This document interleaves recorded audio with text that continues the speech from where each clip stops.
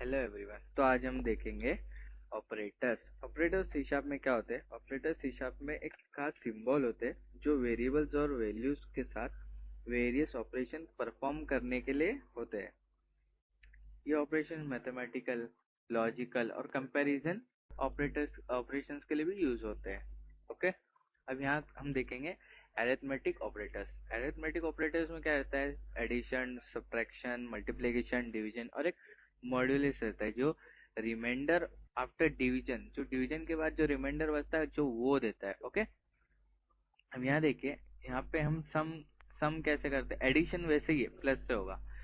Subtraction भी minus से होगा। ओके, लेकिन मल्टीप्लिकेशन देखो, यहाँ पे मल्टीप्लिकेशन के लिए एक्स नहीं यूज किया जा रहा है, यहाँ स्टार यूज किया है। Okay, star.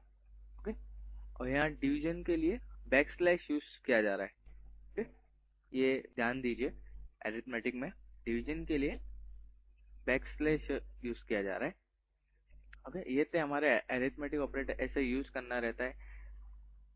Okay, comparison operator. Comparison operator में क्या रहता है कि यहाँ पे देखिए, अब यहाँ पे x एक इक्वल्स टू डालेंगे ना तो ऐसा हो जाएगी उसको वैल्यू असाइन कर रहे हैं। ओके, दो इक्वल्स टू डालना पड़ेगा।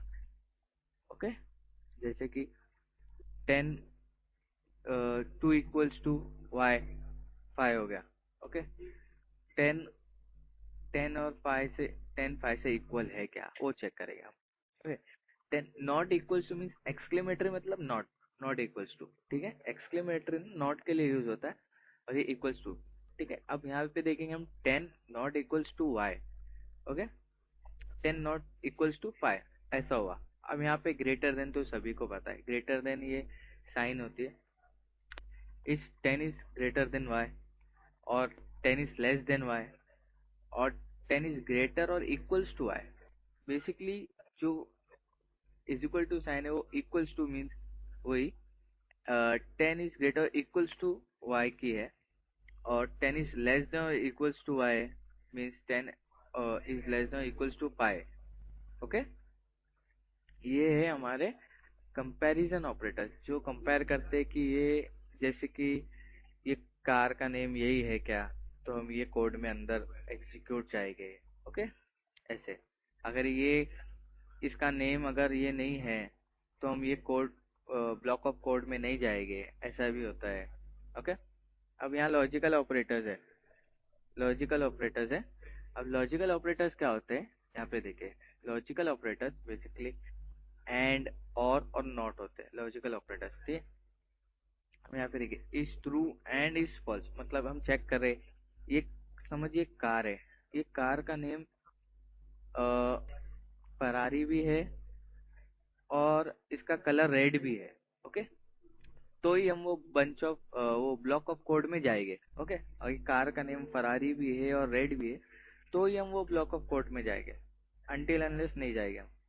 अब यहाँ पे नीचे क्या है? अब यहाँ नीचे है ट्रू और फॉल्स। यहाँ पे एंड कैसे यूज किया, देखो दो ऐसा एंड यूज करके, और ये और के लिए ऐसा यूज किया जाता है। अब यहाँ और के लिए यहाँ क्या यूज करेंगे हम? अगर कार का नेम फरारी हो या उसका कलर रेड हो, मतलब दोनों में से कोई एक चीज भी रहेगा तो हम वो ब्लॉक ऑफ कोड में चले जाएंगे। ओके, अब और लॉजिकल और ऐसा यूज करेंगे, और अब हमको यूज करना है नॉट। तो नॉट में हम क्या करेंगे, मैं आपको ऊपर ही बताया कि एक्सक्लेमेटरी यूज होता है नॉट में। ओके, नॉट में क्या रहेगा, ये गाड़ी का colour not equals to red. Okay, तो ही वो ब्लॉक ऑफ कोड में जाना, अगर अगर नहीं रहेगा तो वो ब्लॉक ऑफ कोड से बाहर हो जाना, ऐसा भी रहता है। ओके, ठीक, अब है असाइनमेंट ऑपरेटर्स। ये हो गए हमारे लॉजिकल ऑपरेटर्स। अब है असाइनमेंट ऑपरेटर्स। असाइनमेंट ऑपरेटर्स क्या होते हैं? Assignment operators basically short forms के लिए बेसिकली बहुत यूज का होता है। जैसे कि हम यहाँ देखिए, नम है, इंटीजर नम है 10। ओके, नंबर है 10। अभी नंबर नीचे वैल्यू हमने ना कुछ लाइन ऑफ कोड के बाद नीचे नम प्लस इक्वल्स टू पाई दे दिया। अब वो नम में क्या हो जाएगा? 10 प्लस 5 हो जाएगा। ओके, मतलब 15। अब मैं उसको नम करूंगा ना कंसोल राइट लाइन, तो 15 बताएगा मेरे को।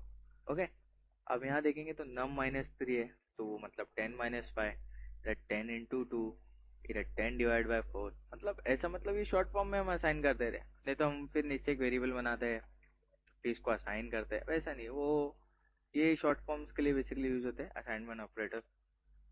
अब आते हैं इंक्रीमेंट एंड डिक्रीमेंट ऑपरेटर। इधर ध्यान दीजिए, कभी भी इंक्रीमेंट एंड डिक्रीमेंट ऑपरेटर जो होते हैं उसमें वैल्यू इंक्रीमेंट बाय 1 ही होती है और डिक्रीमेंट बाय भी 1 ही होती है।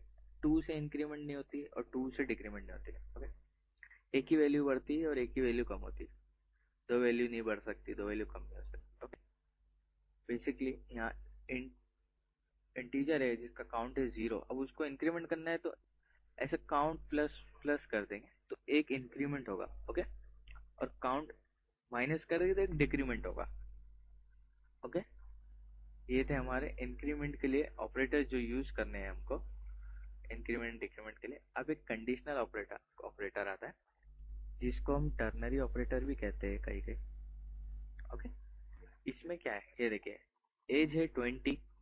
अब हम क्या कर रहे हैं, एक रिजल्ट है जिसमें हम चेक करें एज इज ग्रेटर और इक्वल्स टू 18। अब ग्रेटर और इक्वल्स टू 18 मतलब उससे बड़ा हो 18 से या 18 हो। तो यहाँ देखिए, यहाँ हमने क्वेश्चन मार्क डाली, ये है टर्नरिटी ऑपरेटर।